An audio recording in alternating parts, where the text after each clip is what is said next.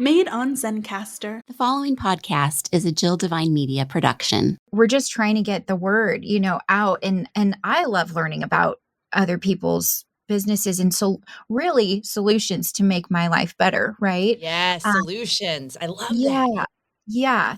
So, it's really been an amazing journey. I just feel so grateful whenever I get an email of a customer review that just can't stop raving and passing on the word to other women about my product it's just amazing. This episode of Two Kids and a Career is brought to you by Elemental Aesthetics. You can be guaranteed that your experience is going to be unique and customized to your specific needs. See how they can help you focus on natural beauty enhancements by visiting elementalaesthetics.com. Hi there, and welcome to Two Kids and a Career. I'm Jill Devine. As an entrepreneur, wife, and mama, the daily grind of trying to build a business while taking care of kids and trying to maintain a healthy connection with my hubby, it's a lot.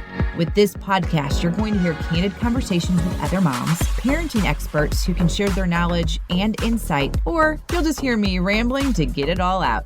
There's going to be tears, there's going to be laughter, but most importantly, there will be support. Take a listen and connect with me so we can grow and learn from one another. This is Two Kids and a Career. Welcome to this week's episode of Two Kids and a Career, and I would like to introduce you to this week's guest. Her name is Kelly Wilcox. And Kelly, first of all, before we get into why I am so excited to talk to you, welcome to the podcast. Thank you. Thanks so much for having me. So I love this about you on your website. It says, and I feel like I resonate with a lot of it, but that you're a wife, a mom of two beautiful children. You're a dog mom. Now, we don't connect in this way, but I love San Diego. You're original native of San Diego. You're living your best life in Las Vegas. I'm not living there. I'm living in St. Louis, but I sure love Las Vegas. You're a weekly farmers market shopper. Your favorite pastime is thrifting. And that's a big joke in my family. I like to consider myself cost effective instead of saying cheap. We always joke around. The whole story with that goes, my sister-in-law, we were grocery shopping and she went to go get the Hidden Valley Ranch. I'm like, no. You don't need the brand name.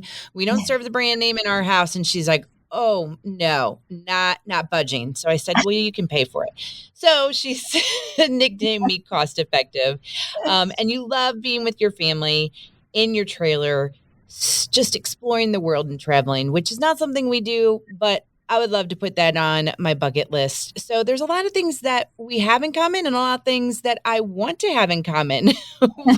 So this should hopefully be a really good conversation, especially the thrifting part.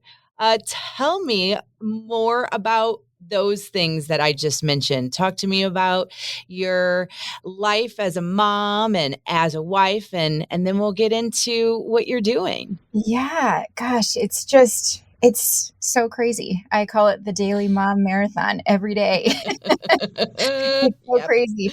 And I was there where I wanted that life of, travel and, owning a trailer and, and you just eventually make it happen, right? You decide, well, I'm going to give up some other things to make this dream a reality, and give it a go. So, I have a really long journey professionally and in my life in general. I guess I could start, where I get my love for thrifting is I owned a resale consignment boutique in San Diego right after graduating college. I had this really great opportunity from my best friend who owned the boutique, and she gave me this great opportunity to own it after her. And I had it for about 2 years, and it was great. Super successful, doubled my clientele in the 2 years. And then 2008 hit, and it was not a great year. And so I had to make the really hard decision to close up the shop. It was called Funky Trunk, and it was very fun. Very fun. And it was a great learning experience. After that, Oh gosh, I took my skills of thrifting and wardrobe styling and created another company where I just did that on the road basically, and would go to clients' houses, purge their closets, um, build them wardrobe staple. And then and create a whole new wardrobe for them. Then moved to LA, and I mean there's just so many so much Wait, craziness that has happened. let me ask you this. Yeah, So, did you go to school? Like, what was your degree in? To sure. obviously, there's got to be a correlation with the thrifting and the wardrobe and all Yeah. that. Yeah, so I did go to the Fashion Institute. I did a Ah, year in San Diego, a year in LA, graduated with a degree in merchandise product development, so kind of the business behind fashion. Um, and yeah, I really had this great experience, I can say now. Wasn't so great then, but after 2008, it was just dabbling in all these different positions in the fashion industry, and being laid off. And I've heard from several other, friends and colleagues that, the same thing happened to them. It was just that time, of what was happening in the economy. And but it just was such a blessing to me because I was able to, I did everything, right? Copywriter to social media manager and a buyer. And I just was able to start in these positions, still within my industry, still within fashion, mostly e-commerce, and was able to pick up skills from all of these different positions that I had, which was so great. It just benefits me so much today. So, well, yeah, it's like you could be a utility player. I mean, that's how yeah. I feel like every profession should be. Like, even though you go into one thing, knowing all of the other things that maybe accompany it or maybe a branch of it, it just helps. It just makes you a very, very good team player. Yeah, exactly. You wear lots of hats and Hmm. you just get the work done.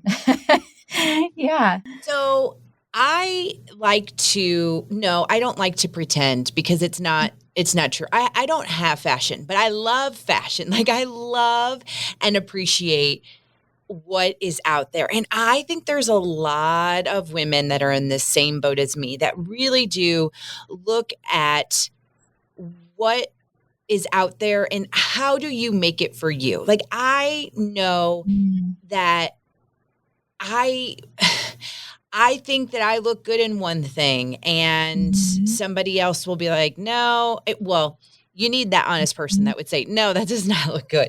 But you you know what, you always look at individuals and think, "Man, I really wish I could have their fashion sense." And it's really a lot of us just are struggling and we are Mhm. looking to others for help and Mhm. you play a role in that. And then I don't even know if we've even mentioned it yet about the being a minimalist. And I feel like Yeah. that is such a big thing right now too that man, I have seen different articles on like, here are the staples that you need to have in your closet. And then this is Mhm. how you can wear them and never look like you have only 5 pieces. I'm like, no, I can't do it. I don't know what I'm doing. So Yeah. I would love to kind of talk about your role in helping women with that. Because, like I said, I believe that Yeah. I am in the majority where women want to have that fashion, but few of you have been blessed with that actual fashion gene. Yeah. So I guess it's really defining what your signature style is and then sticking to it. Um, that is the hardest part. Um, Once you have that down, you can really eliminate when you're walking into stores. Of course, they're going to put those trends right up in front, and they're going to want you to, impulse buy and suck you in, right? But Yep. they're so temporary. And so that's where you really have to have that self-control. Is Yeah. this really, ask yourself, is this really me? Is this a trend? Is how does it make me feel is the most important part. And when you're putting those outfits on and you're still unsure how does it make you feel? Does it make you feel good? Then don't worry so much about what others say. It's really about, does it fit right? Does it make me feel good when I'm wearing this? Is it uncomfortable? No. That's when Yeah. you start to really purge those items that don't work for you. And then wardrobe staples are, I developed my own list of wardrobe staples that every woman should have in their closet. And then it's just building off of those. But it's always making sure that you maintain that you have those in your closet, because those are the ones that, if you don't have them, it can be very hard to make those complete outfits. And so I always say, make sure that those are always, they're in good condition. You always have them available. And then you can start building from there, always having that base. But really defining, your personal style is, and that comes from within. What makes you feel good? What are you drawn to? For me, it's super, casual, but yet edgy. I still like my rocker t-shirts, and I came from San Diego and from, the surf skate world. I still love that. And I still wear it, Yeah. That's just so it's really just finding what calls you, what talks to you, but sticking to it is the biggest part. Okay. Yeah. So a couple things that came to mind. Yeah. You said it over and over again, and I 100% agree with you about how do you feel? Because I will tell you, if I am uncomfortable in what I'm wearing, I turn into a big old grouch. I mean, it's miserable. Oh, yeah. And like, I think about things like that because I am one of those people that I am all about comfort. I joke around with people. I say, okay, if I decide when I pass away that I want to be in a casket, you better have my Adidas pants on. Like, that's just my style. And so then it's funny because I have friends, and even my mom is this way. Like, they like to get dressed up. And when I say dressed up for me is like, business outfit. And I always think I am so thankful I don't have a job where I have to be like that. So Yeah. I do. Yes, it is about how you feel. But I was wondering, and maybe I'm off here when I ask this, but when you were talking about those items in your closet and how it makes you feel, so many times I'm guilty of it. I will save things because I want to fit back into it, or I want to, whatever the memory may be with that. And I wonder, am I doing myself more harm than good by letting those things still stay in the closet? Yeah. When I go through closets, my clients' closets, those items, it, we make a to-go pile that needs to go to donation. And that's those items that do not fit anymore, because they are just reminding you about how uncomfortable they make you feel currently. And that is not a good feeling. And, but secondly, those items that are sentimental, we keep another box, and that's the sentimental box. And, I have one myself. Okay. The first dress I wore on my first date with my husband, things like that. Like, when you look at them, they still bring you joy. I could never fit back into it. I mean, it's just never going to happen. I might pass it down to my daughter someday. So those items, okay, they're going to go, in a box, but I don't necessarily need to look at them every day. Because when you clear out, you want to be able to just see what you have, see what you could wear at that moment, and it simplifies your life and simplifies your dressing process. So that's why I say always just get rid of them out of sight. Yeah, I was going to say it probably creates less overwhelm. And Yes. listen, we already have enough overwhelm in our life as Oh, moms yeah. and wives and businesswomen. So who knew like Yes. cleaning out the closet could be such a great therapy session, right? Yeah.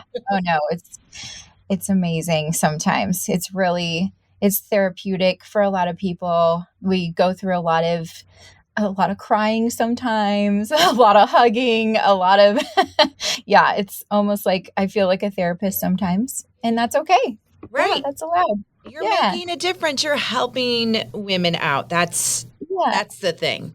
Okay, so Yeah. let's move to something that I mean, I guess I probably never thought about because I'm not in the fashion business, but when I read it, it makes sense. But the amount of waste that the fashion industry has and what you noticed about that and now what you're doing about it because you Yeah. do you see that. So I'm a big fan of like Top Chef and Top Chef Junior and all those. And Mhm. I love when they have episodes on now about the waste of food and how you can take the leftovers or take the so-called wasted stuff and turn it Mhm. into something beautiful and how there are certain restaurants now like that's what they focus on.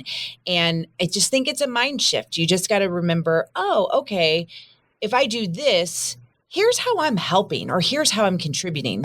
So I'd love to hear Yeah. how that works in the fashion world.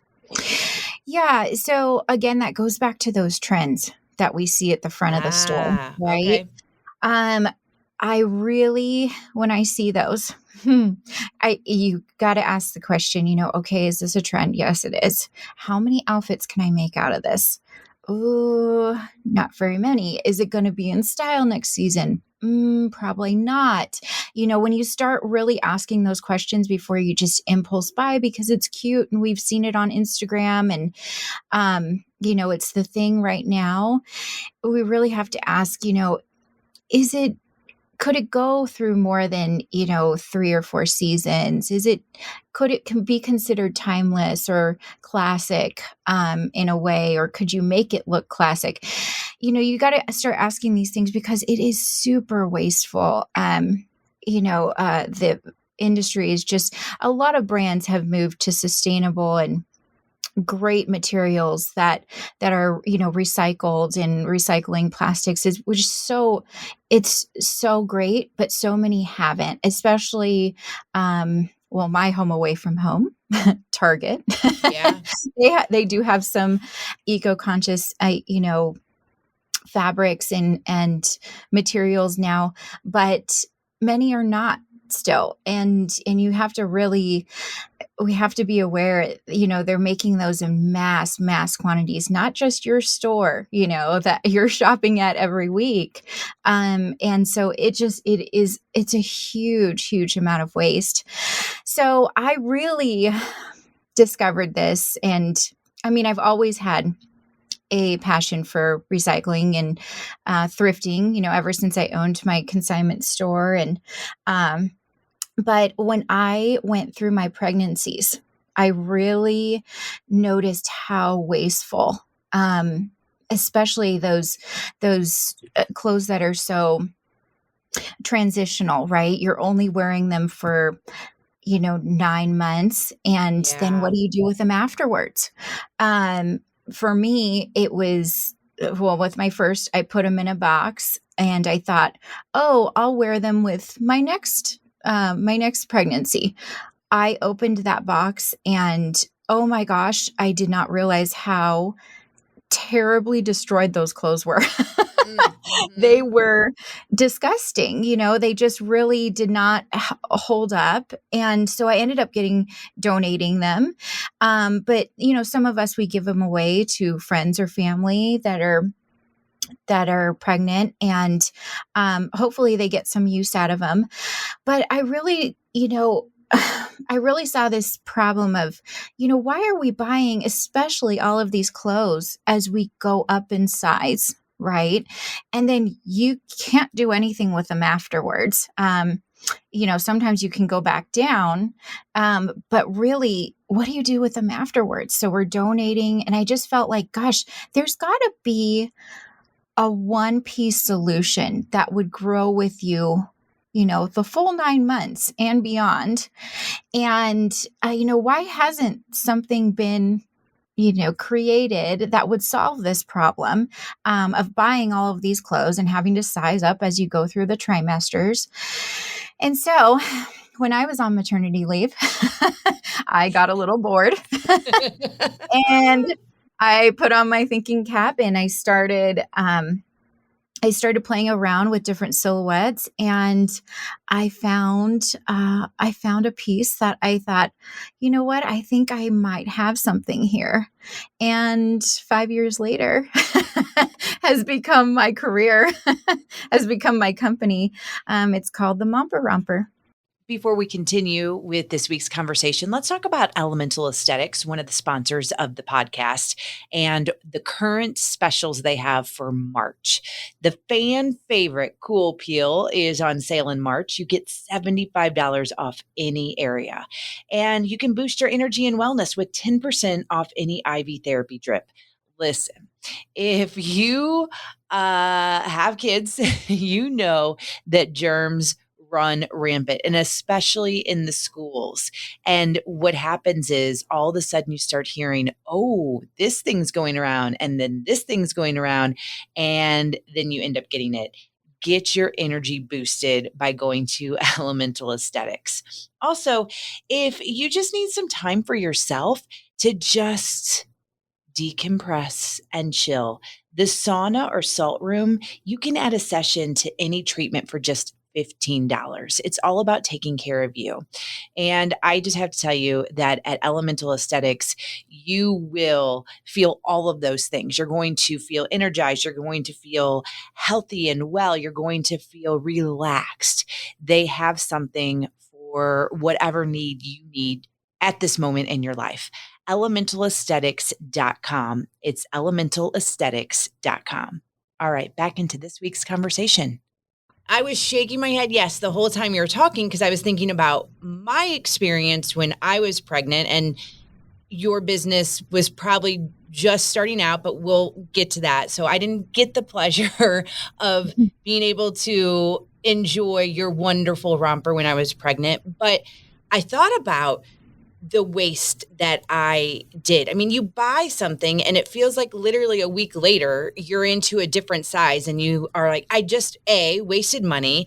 And now I'm mad because B, I can't fit into it. Now I have to go do this all again. And so I was lucky to have a maternity resale shop close by that I would go to often and then take my stuff there as well. But if you don't know about those things, you're right. You're just wasting. You're wasting money. You're wasting clothing items. It's just a big hot mess. Oh yeah. And maternity clothes are expensive. I mean, yes, they are. I get that there's extra fabric, there's extra fabrication in building the belly bands and things like that maybe, but it was just crazy. And I didn't have a resale maternity store nearby. Vegas is still pretty small and didn't have a lot of businesses like that. And I mean, yeah, it was just crazy. I was limited to Target that was nearby. And then I soon discovered H&M because their pricing was a little bit better for maternity. And then I was ordering off of ASOS. And I really during that process, I realized, okay, I am not the traditional, my personal style is not the traditional motherhood, maternity, and the florally prints. And so I was really limited to these certain stores that I could find my personal style. It's a little more edgy, more modern. And so I was really limited to two places, really, H&M and ASOS. And I go, gosh, there has got to be something else. This is crazy. It's so funny, Kelly, because like with my podcast and then multiple women that I have had on the podcast, we have talked about how where we are today is because of what we experienced on maternity leave, or, I guess it is all that thinking you're doing and all of the things. And then these beautiful things are developed from it. Now, I will say that somebody that's listening right now might be like, okay, I'm not pregnant. I don't need this. Oh, no, no, no, no. You don't have to be pregnant to enjoy the Momper Romper. So can you talk to me about it a little bit more? Sure. So it is maternity friendly, but does not have to be just for maternity. I have thousands of customers that love it just for the comfort. It is waistline free, so it allows you to grow all 9 months. But if not, I know. If not, it is just comfortable. There's nothing digging in at your waist. I have a lot of customers tell me, well, I use it also myself for travel, is amazing on an airplane, because you're sitting for hours sometimes and there is nothing digging in at your waist. You're so comfortable the whole time. And other than that, it has a tapered leg down at the bottom. So most rompers that you'll try on at retail have a wide leg, or if you try them on, they don't fit properly. They're either giant, they just are super long, or for my tall customers will say they're super short. I have a really long torso, and I have a lot of customers that have the long torso too and could never wear rompers or jumpers. Never. We could never. And now I make them for everyone. Well, and I was also going to say, I feel like women that feel like they're on the plus size don't feel like that they could do rompers either, because it's just, no, there's no give. Yeah. So my romper is a rayon spandex, which the material is so buttery soft. Oh, see, love language right there. You're speaking it. Yeah. So soft, but also it's such great quality that it's super long lasting. So that was a huge important part of my construction, was making sure that it's going to last wash after wash during that whole 9 months of maternity, and then beyond too, where we've got baby, we got the spit up, we got stuff going on afterwards. And you want it to still last. It's got to go in the washer every day, every other day. And it really does that. The material holds up beautifully. There's no pilling or tearing or stretching of any kind. It really holds up. And then the best part I haven't mentioned yet, it has pockets. Another love language. Yes. Yeah. What a concept, because as moms, we have to hold everything. Yep. So it has large pockets, will fit your cell phone, will fit everything else. It has tank straps, so it's a little bit more bra friendly. Does have lower armholes on the side, so I did make that them lower so that it's nursing friendly afterwards too. If not nursing, really cute lace bralettes, like I always say from Free People, or everybody makes the cute lace bralettes. Look so cute underneath in the summertime. You can wear long sleeve, short sleeve. You can layer it however you want, which makes it super versatile. And again, you can make 1,000 different outfits out of it. So really staying within that sustainable mindset of, this is a basic, and you can dress it and make it however you want. Boho style, more, dressed up for a dinner. You can even do that. I've seen that with some cute heels and big earrings. You can just do whatever you want with it.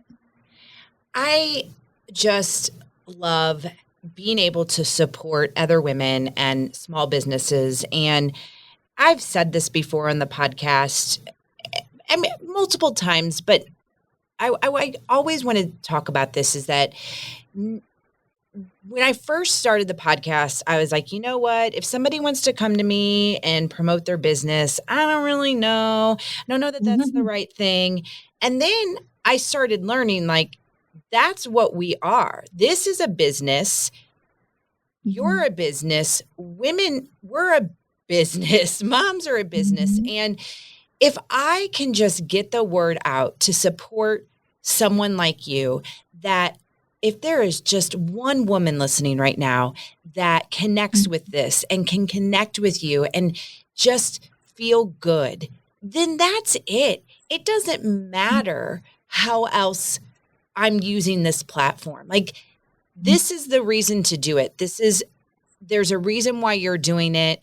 I can feel it. I can sense it. Like, that's the beauty of having conversations like this. And I don't know, it just moves me, because I think that sometimes personally, you know, when you are a business owner and sometimes you're like, oh, I don't know if I should put myself out there, or I don't know if I should reach out, or I don't know how to do this, or I don't know if I'm going to get the support. Like, just do it. Ask. Just do it. Yep. Just ask, just do it, just make it happen, because there are people that truly do want to support you. Yeah. And, you know, there are so many talented people out there that have these amazing products or solutions to just make our lives easier, you know? And yeah, I think it's just really, we're just trying to get the word, you know, out. And I love learning about other people's businesses and so really solutions to make my life better. Right. Yes. Solutions. I love Yeah. that. Yeah. So, yeah, it's really been an amazing journey. And it is so, I just feel so grateful whenever I get an email of a customer review that just can't stop raving and passing on the word to other women about my product it's just amazing. It's Such a rewarding. yeah, so rewarding. Exactly. Well, as we start to wrap up here, Kelly, I just want to make sure that ladies know how to get a hold of you, and then also any final thoughts that you have. Yeah, you know, this was so fun. I really enjoyed it. You can always get a hold of me through my website, which is www.momperromper.com. So that's MOMPER, romper, ROMPER.com. And then our social medias are all just Momper Romper, one word. That's how you can reach out to me at any time and take a look at our amazing one-piece wonder, the Momper. But also check out, we travel the country now for artisan market shows. So we might be coming to a town near you. You never know. Check out our Instagram. And that is what we do with our travel trailer now. I is love we it. travel everywhere. So as far as we have shows in Florida, so in Miami, Chicago, we are everywhere now. So yeah, you can always find where we're going to be next on our Instagram, Facebook, and yeah. I was going to ask too, when people get a hold of you, is there a blog or an option to talk to you besides the romper, the Momper? Is there an option to talk to you about those essential items that we talked at the beginning of the podcast, or how you go about tackling that wardrobe minimalist concept? I do make my essentials lists available. I have even travel essentials lists. So yeah. So if anybody is interested in that, you can always reach out to me. Kelly at momperromper.com is always the best way to get a hold of me. And I really just take those by request. I used to have a business, My Style Advisory. I'm not as active with that cleaning out wardrobes in my wardrobe essentials business as much as I used to be. But yes, I will. Yeah. I know. I got to keep it to just a couple things at once. So yeah, but you can always just email me and I can get those to you. All right. So I will have all of this information on the show notes at JillDevine.com. Kelly, thank you for coming on and what you're doing. I love your energy. I love your vibe, and I am rooting for you. Thank you so much. It was a pleasure. We're going to go ahead and wrap up this week's conversation. But first, another shout out to Elemental Aesthetics, one of the sponsors of the podcast. When you make an appointment, make sure you mention my name because you'll get a sweet little goodie bag. And when you go to elementalaesthetics.com, you can see all of their March specials.